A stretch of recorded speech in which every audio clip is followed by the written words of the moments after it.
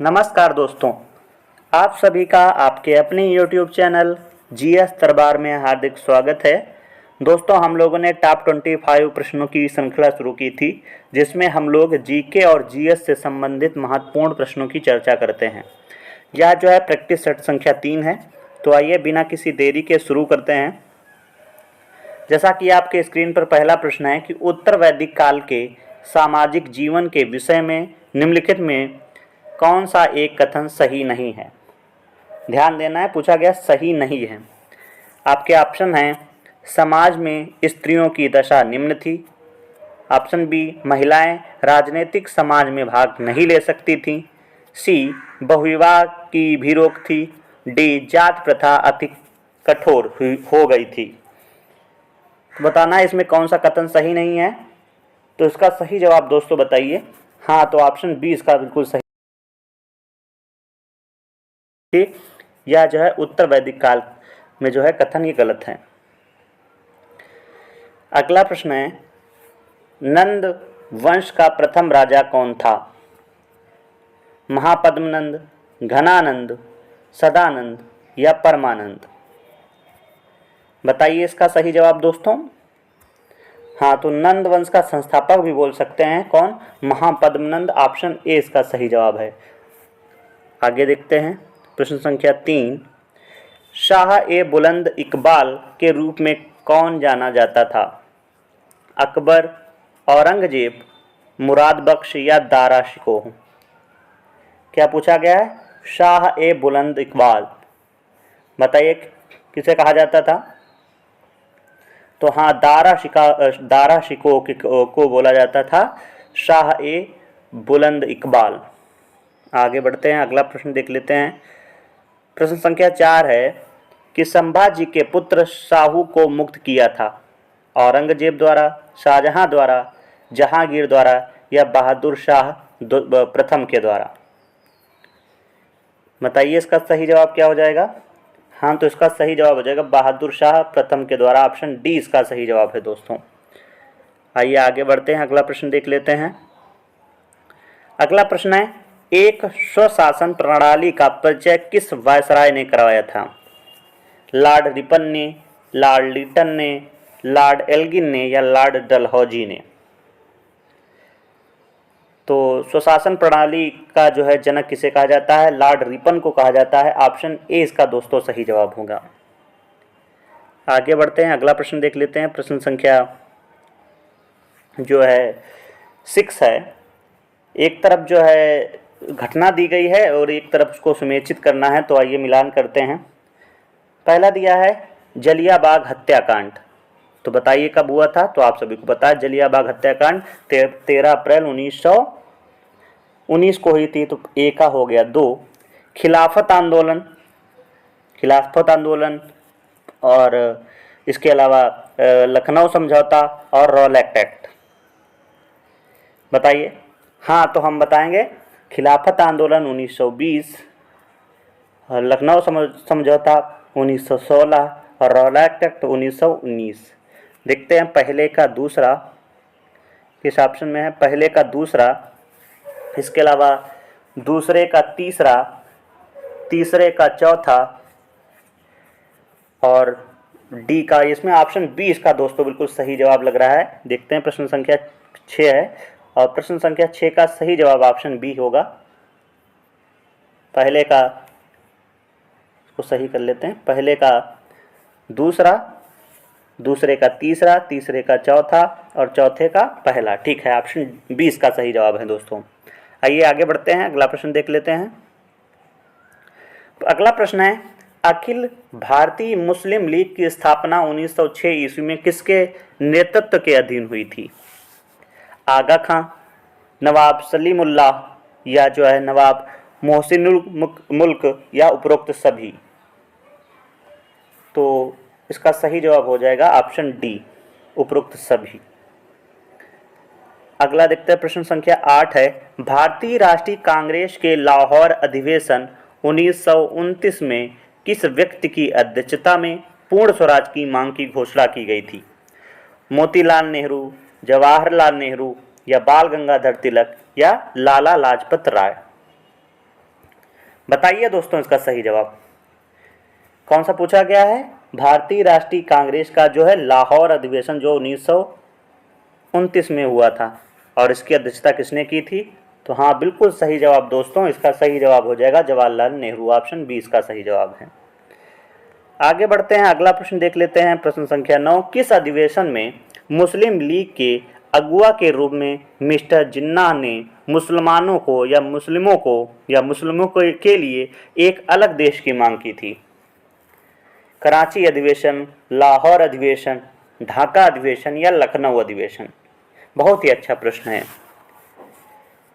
तो इसका सही जवाब दोस्तों लाहौर अधिवेशन, ऑप्शन बी इसका सही जवाब होगा। आगे बढ़ते हैं, प्रश्न संख्या 10 देखते हैं। कौन सा देश यूरोप की मदर इन लॉ के रूप में जाना जाता है। डेनमार्क, बेल्जियम, रोम या न्यूजीलैंड। क्या पूछा गया है, यूरोप की मदर इन लॉ किस देश को कहा जाता है, बताइए।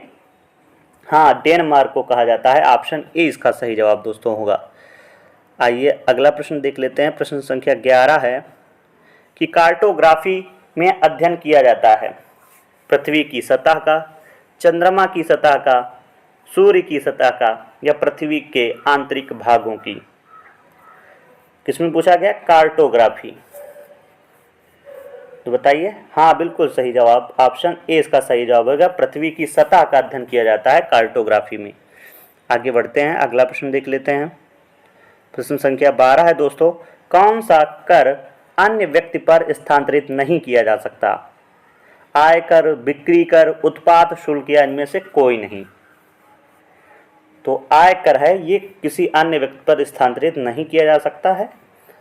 आगे बढ़ते हैं, अगला प्रश्न देख लेते हैं। फिर दोस्तों इसको सुमेचित करना है।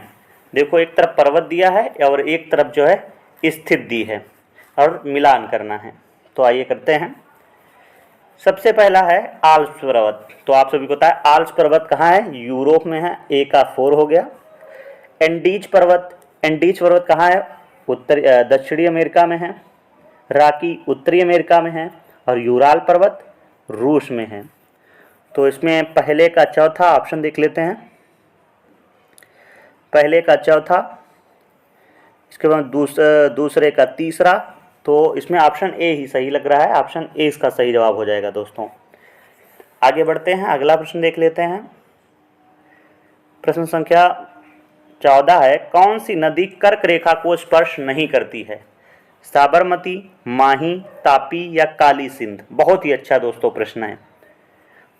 तो आप सब देख रहे होंगे कि साबरमती, माही, काली सिंध ये लगभग में कर्क रेखा से स्पर्श करती है, लेकिन जो माही नदी है यह जो है कर्क रेखा से स्पर्श नहीं करती है। तो इसका सही जवाब ऑप्शन सी हो जाएगा, तापी नदी।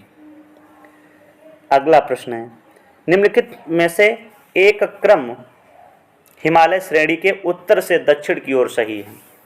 आपको दोस्तों उत्तर से दक्षिण की ओर बताना है। आपके ऑप्शन हैं काराकोरम श्रेणी, जास्कर, पीर पंजाल और शिवालिक श्रेणी। इन्हीं को बार बार अलग अलग क्रम में लिखा गया है। तो इसका सही जवाब दोस्तों बताइए।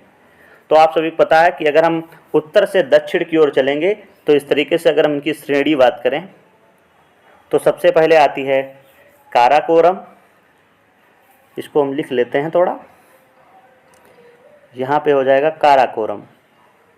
इसके अलावा फिर जास्कर, फिर पीर पंजाल और फिर लास्ट में शिवालिक। तो इसमें कौन सा ऑप्शन दिख रहा है, पहला काराकोरम। तो ऑप्शन ए ही इसका सही जवाब हो जाएगा दोस्तों। ऑप्शन ए इसको बिल्कुल सही जवाब है।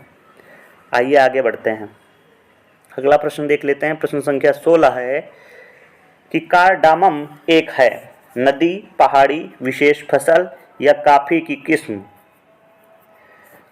तो कार्डामम क्या है, ये एक पहाड़ी है। ऑप्शन इसका बी सही जवाब हो जाएगा। आगे देखते हैं, अगला प्रश्न है, धारिता का मात्रक है जूल या जूल प्रति मीटर स्क्वायर, फैराड या न्यूटन प्रति मीटर स्क्वायर। तो धारिता का मात्रक फैराड होता है। ऑप्शन सी इसका दोस्तों सही जवाब है। आगे बढ़ लेते हैं, अगला है बेरिंग जलसंधि किन दो देशों के बीच स्थित है। फ्रांस, जर्मनी, ईरान और इराक, रूस और अलास्का या चीन और रूस? तो इसका सही जवाब दोस्तों क्या हो जाएगा? बेरिंग्स जो जल संधि है वह रूस और अलास्का के मध्य में स्थित है। आप सब अगर विश्व का मैप देखते होंगे तो अगर हम इस तरीके से अगर हम उत्तरी अमेरिका का मैप बनाएं, इसको थोड़ा हम सही कर लेते हैं।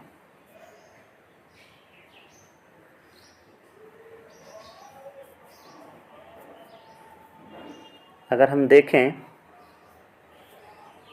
उत्तरी अमेरिका का अगर मैप बनाते हुए चलें तो यहाँ पे ये वाला क्षेत्र जो है ये रूस का आता है, और इधर जो ये उत्तरी अमेरिका है यहाँ पे पड़ता है अलास्का। तो यहाँ पे जो जल संधि है उसी को बोला जाता है बेरिंग जल संधि। तो रूस और अलास्का के मध्य में कौन सी जल संधि है? तो हम बताएंगे बेरिंग जल संधि है। आगे बढ़ते हैं, प्रश्न संख्या 19 को देखते हैं। निम्नलिखित में से कौन एक सबसे ऊंची चोटी है? अन्नाईमुडी, टोडबेट्टा, कामेत या नंदा देवी? प्रश्न को पढ़ते ही समझ गए होंगे कि नंदा देवी हम बताएंगे। क्योंकि नंदा देवी जो है ये उत्तर उसमें जो हिमालय वाली चोटी है उसी पे है। तो ऑप्शन डी इसका सही जवाब हो जाएगा।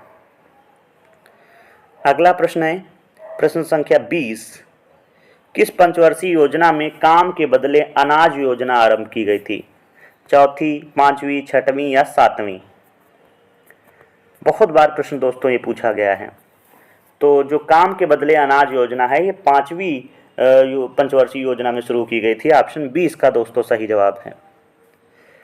आगे बढ़ते हैं, अगला प्रश्न देखते हैं। सर्वोदय योजना द्वारा की गई थी, किसके द्वारा शुरू की गई थी? जवाहरलाल नेहरू, महात्मा गांधी, जयप्रकाश नारायण या एम.एन. राय?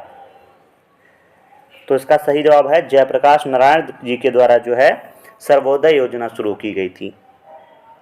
अगला प्रश्न, अर्थव्यवस्था में किस क्षेत्र को सेवा क्षेत्र कहा जाता है? प्राथमिक, द्वितीयक, तृतीयक या चतुर्थात्मक? बताइए। तो सेवा क्षेत्र किसे बोला जाता है? हाँ बिल्कुल सही, तृतीयक क्षेत्र को सेवा क्षेत्र बोला जाता है। पहले में पशुपालन आता है, दूसरे में उद्योग और तीसरे में सेवा। तो तीसरा पूछा गया था। अगला है कुजनेट वक्र किससे संबंधित है? यू वक्र का उल्टा, वृत्तीय आकार का या क्षैतिज वक्र? तो यू वक्र का उल्टा, ऑप्शन बी इसका दोस्तों सही जवाब होगा। प्रश्न संख्या 24 है।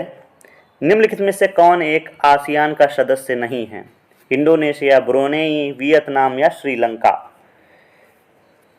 तो आपको सभी को पता है आसियान में कुल 10 देश हैं, उसमें से जो श्रीलंका है ये जो है आसियान का सदस्य नहीं है। ऑप्शन डी इसका सही जवाब होगा। और दोस्तों आज का ये अंतिम प्रश्न है। निम्नलिखित में से कौन एक वैश्विक कृषि उत्पाद में भारत का प्रथम स्थान नहीं है? दालें, जूट और जूट के समान फाइबर, दूध या गन्ना? बताना है।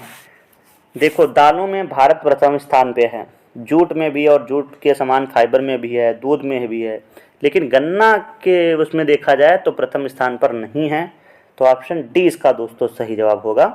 तो दोस्तों इस प्रकार से हम लोगों ने कुल जो है 25 प्रश्न किए। आप सभी को ये वीडियो कैसा लगा है कमेंट बॉक्स में बताइएगा। प्रश्न बहुत ही अच्छे हैं, मैंने उन प्रश्नों को ज़्यादा रखा है जो आने की संभावना है या किन्हीं पेपर में आ चुके हैं। तो दोस्तों इस वीडियो में बस इतना ही रखते हैं। धन्यवाद।